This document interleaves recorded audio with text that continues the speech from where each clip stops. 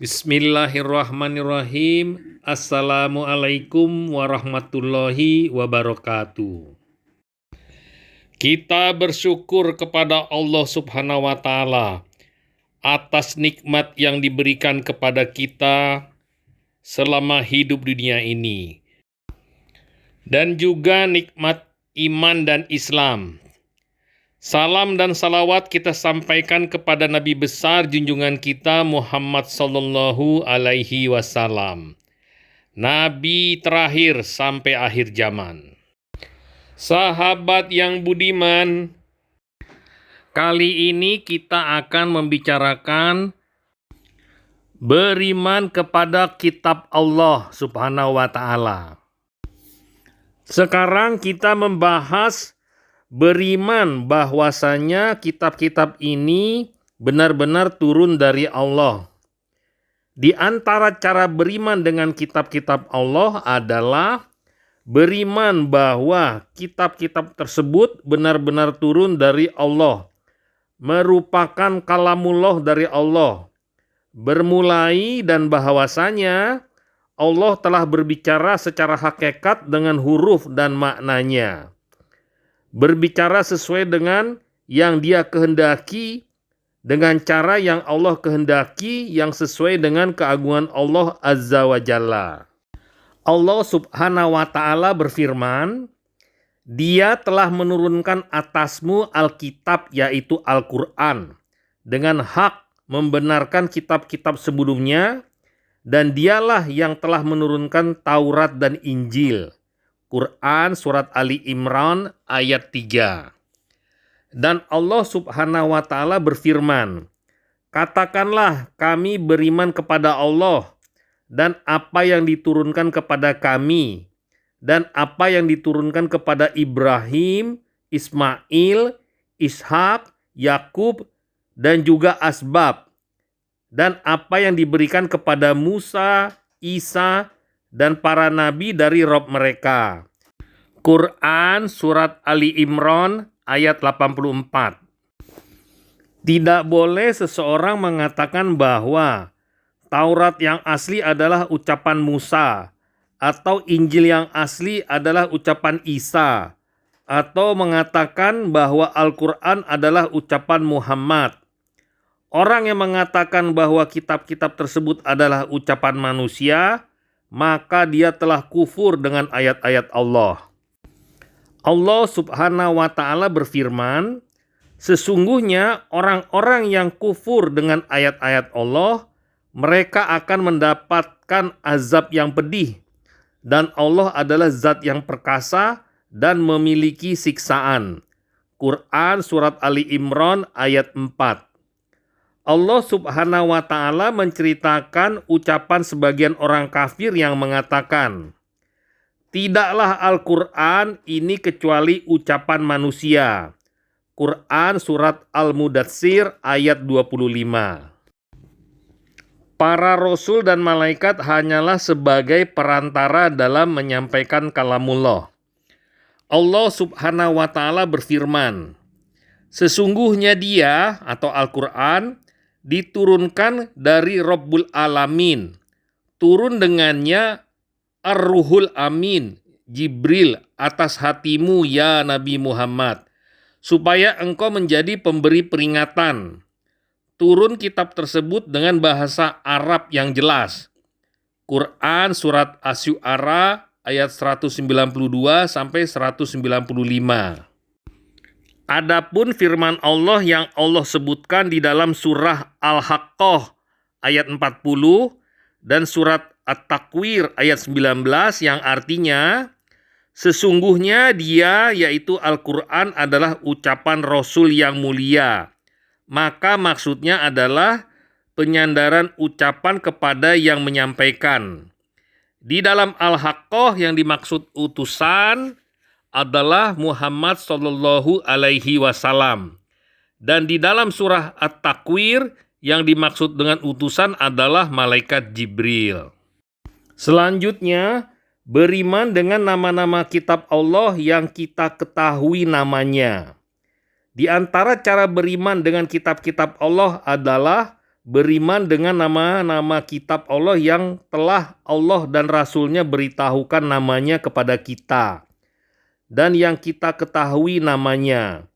Yang pertama, Suhuf Ibrahim dan Suhuf Musa.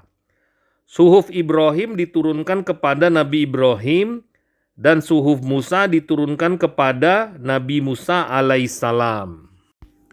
Allah Subhanahu wa taala berfirman, Suhuf Ibrahim dan Musa. Quran surat Al-A'la ayat 19. Yang kedua adalah Az-Zabur diberikan kepada Nabi Daud alaihissalam. Allah Subhanahu wa taala berfirman, dan kami telah berikan kepada Daud kitab Zabur. Quran surat An-Nisa ayat 163.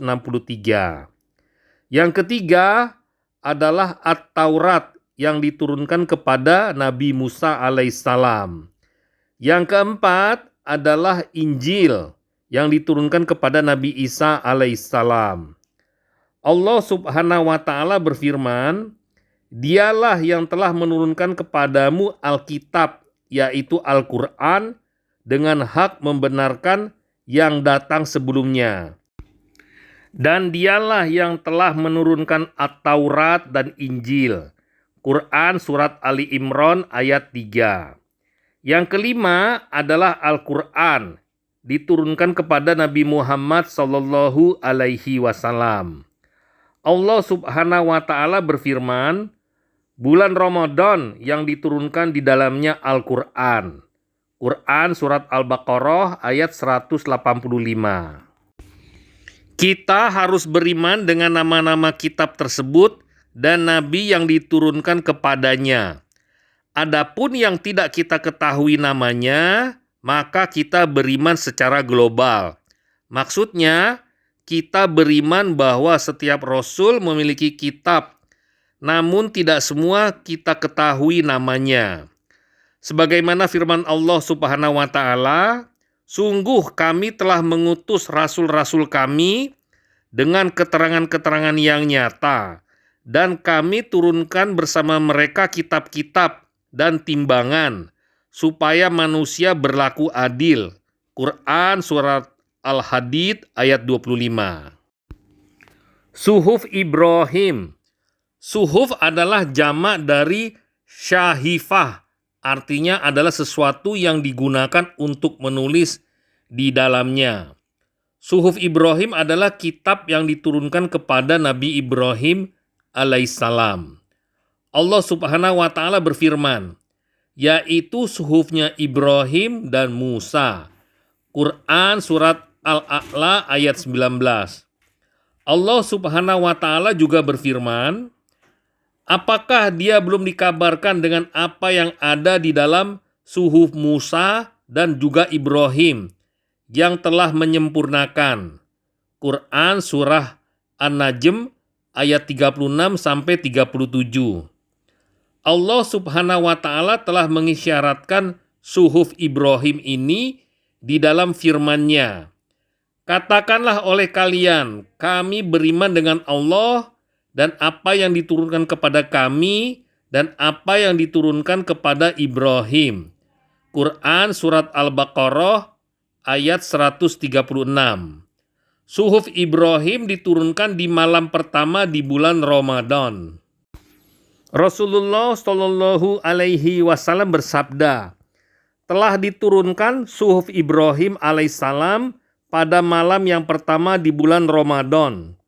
Hadis riwayat Ahmad dihasankan oleh Syekh Al-Albani. Suhuf ini tidak diketahui keberadaannya, namun diketahui sebagian kandungannya.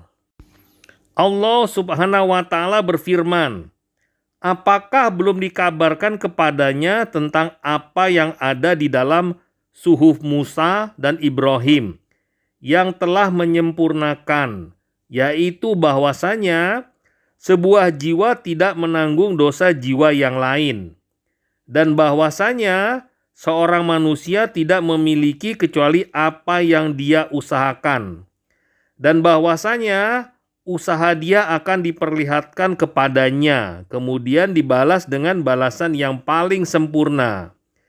dan bahwasanya hanya kepada Robmu kesudahan, dan bahwasanya dialah yang menjadikan orang tertawa dan menangis, dan bahwasanya dialah yang mematikan dan menghidupkan, dan bahwasanya dialah yang menciptakan pasangan laki-laki dan wanita dari air mani yang dipancarkan, dan bahwasanya atasnya lah penciptaan yang lain, yaitu kebangkitan.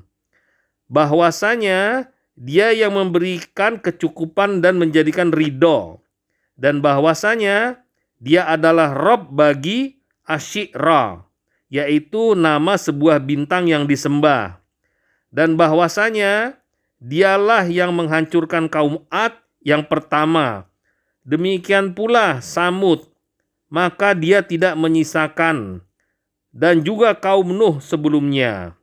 Sesungguhnya dahulu mereka lebih zolim dan lebih durhaka, dan negeri-negeri kaum Lut yang telah Allah hancurkan, maka Allah menimpakan atas negeri itu azab yang besar yang menimpanya. Quran Surat An-Najm ayat 36 sampai dengan 54. Allah Subhanahu wa Ta'ala juga berfirman, sungguh telah beruntung orang yang membersihkan jiwa dan mengingat nama Robnya, kemudian sholat. Akan tetapi kalian mendahulukan kehidupan dunia dan akhirat, itu lebih baik dan lebih kekal sesungguhnya yang demikian ada di dalam suhuf yang terdahulu, yaitu suhuf Ibrahim dan Musa. Quran Surat Al-A'la ayat 49 sampai dengan 19. Suhuf Musa dan kitab Az-Zabur. Allah menyebutkan suhuf Musa dan sebagian isinya di dalam surat Al-A'la dan An-Najm, sebagaimana telah disebutkan ayat-ayatnya di dalam topik sebelumnya. Ada sebagian ulama yang berpendapat bahwa suhuf Musa berbeda dengan At-Taurah. Di antaranya adalah Syekh Soleh Al-Syekh Hafizullah. Sebagian ulama yang lain mengatakan bahwa suhuf Musa adalah bagian dari kitab At-Taurah, seperti Syekh Abdul Razak Afifi. Dan sebagian lain menyatakan bahwa suhuf Musa sama dengan kitab At-Taurah. Di antaranya adalah Syekh Soleh Fauzan Hafizullah. Wallahu a'lam, mana di antara pendapat-pendapat ini yang lebih kuat. Namun seorang yang beriman wajib beriman secara global dengan semua kitab yang Allah turunkan kepada rasul-rasulnya. Adapun Az-Zabur, maka kalimat Az-Zabur secara bahasa artinya adalah kitab. Jamaknya adalah Az-Zubur. Allah Subhanahu wa Ta'ala berfirman, dan segala yang mereka lakukan tertulis di dalam Az-Zubur. Quran Surat Al-Qamar ayat 52. Maksudnya adalah semuanya tertulis di dalam kitab-kitab yang ada di tangan malaikat. Yang kita ketahui tentang Az-Zabur bahwasanya kitab ini diturunkan kepada Nabi Daud alaihissalam, sebagaimana firman Allah Subhanahu wa Ta'ala dalam surat An-Nisa dan Al-Isra. Dan kami telah berikan kepada Daud kitab Zabur. Quran surah An-Nisa ayat 163 dan Al-Isra ayat 55. Rasulullah Shallallahu alaihi wasallam bersabda, aku telah diberi as-sab'u yang sebanding dengan kitab Taurah, dan aku diberi al-ma'in yang sebanding dengan kitab Az-Zabur, dan aku diberi Al-Masani yang sebanding dengan kitab Al-Injil.